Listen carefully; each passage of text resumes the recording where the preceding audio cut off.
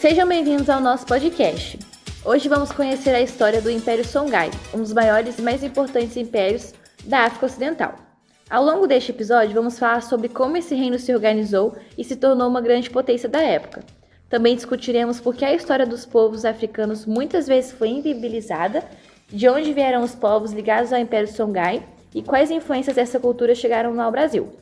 Então, acompanhe-nos nessa viagem pela história para entender melhor a importância e o legado desse Império africano.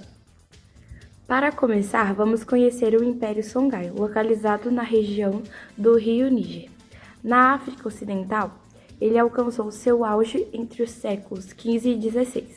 O conhecimento territorial do Império ocorreu por meio de conquistas militares e do controle das importantes rotas comerciais da região. Para isso, os governantes organizaram um exército profissional e bem treinado, considerado uma força de elite para a época. Além da força militar, o Império Songhai possuía uma administração bastante eficiente.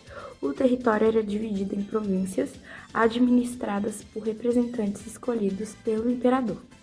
Essa organização permitia maior controle sobre as diferentes regiões do império, facilitando a cobrança de impostos, a manutenção da ordem e a administração do comércio. Graças a essa combinação de poder militar, comércio e administração centralizada, o Império Songhai tornou-se um dos maiores e mais influentes reinos da história africana.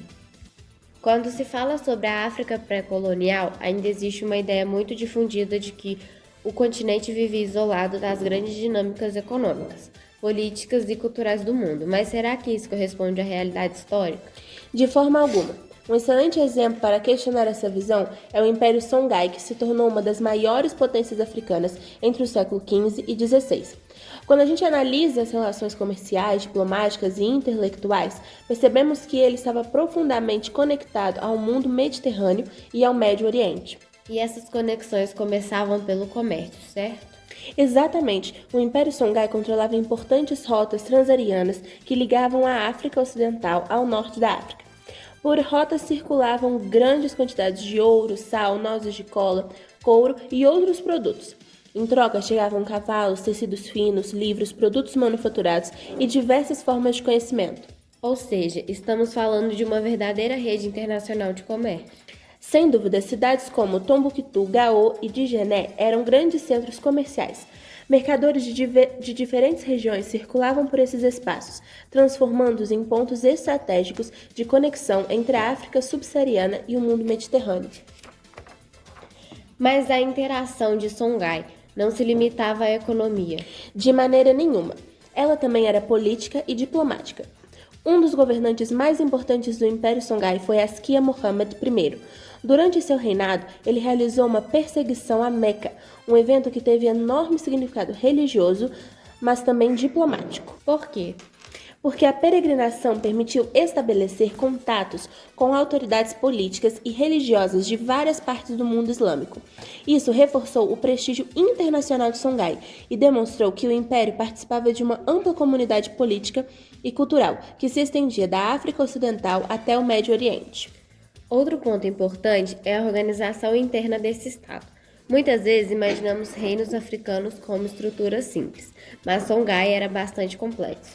Isso mesmo, sob Askia Mohammed I, o império desenvolveu uma administração sofisticada, com governadores provinciais, sistemas de tributação, tribunais e funcionários responsáveis por diferentes áreas do governo.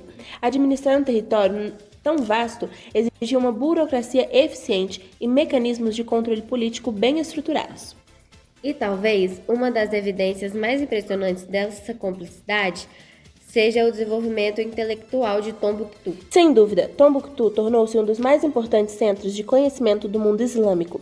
Instituições como a Universidade de Sankoré atraíam estudantes e estudiosos de várias regiões. E o que era estudado ali? Uma enorme variedade de disciplinas: matemática, astronomia, medicina, filosofia, teologia e direito. Além disso, milhares de manuscritos circulavam pela cidade. Muitos vinham de centros intelectuais, como Cairo e Fez, enquanto outros eram produzidos por estudiosos africanos locais. Então, Tombouctou Não era apenas um centro receptor de conhecimento, mas também um centro produtor. Exatamente. Isso mostra que o fluxo de ideias era de mão dupla. Intelectuais africanos contribuíam ativamente para a produção e disseminação do saber no mundo islâmico. E as trocas não envolviam apenas ideias, mas também tecnologia.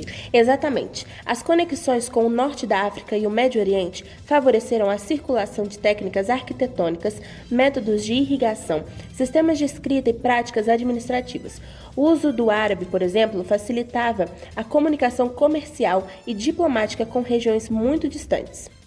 Portanto, quando observamos o Império Songhai em conjunto, vemos muito mais do que um reino regional.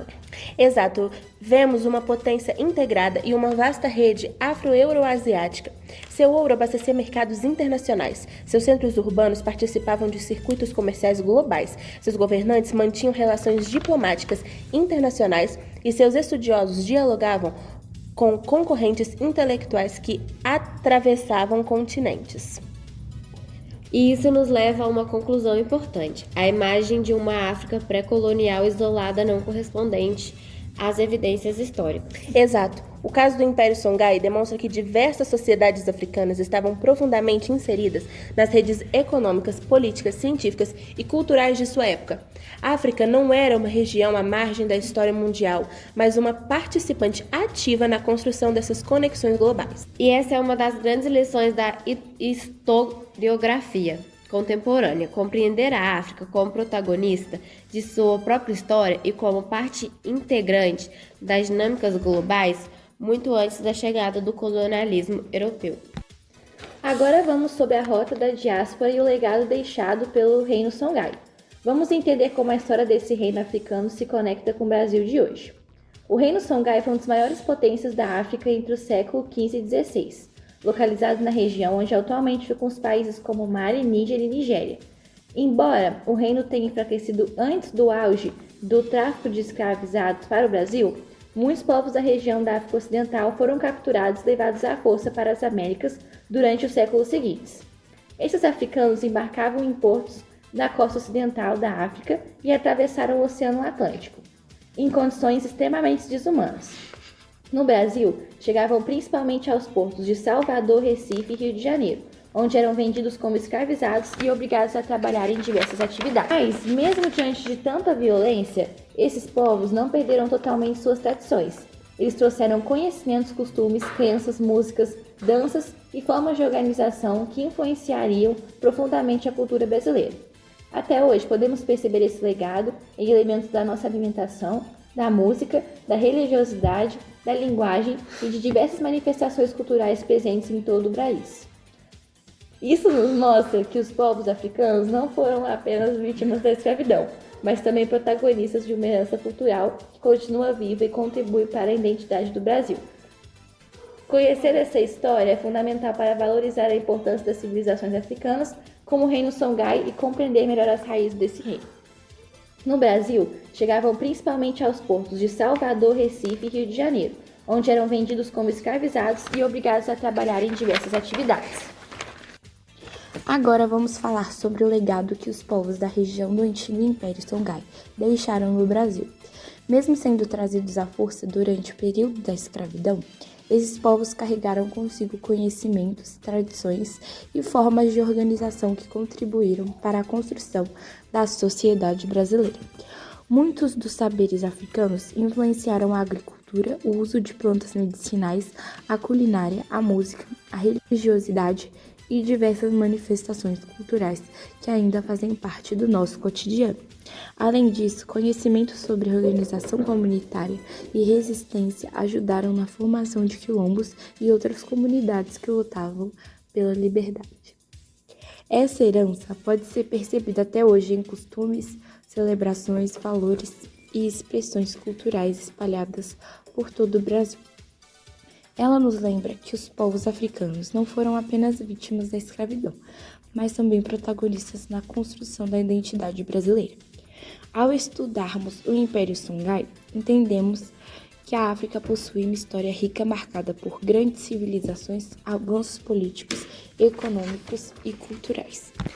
Conhecer essa trajetória é uma forma de valorizar a diversidade e combater preconceitos ainda presentes na sociedade. Chegamos ao fim do nosso podcast.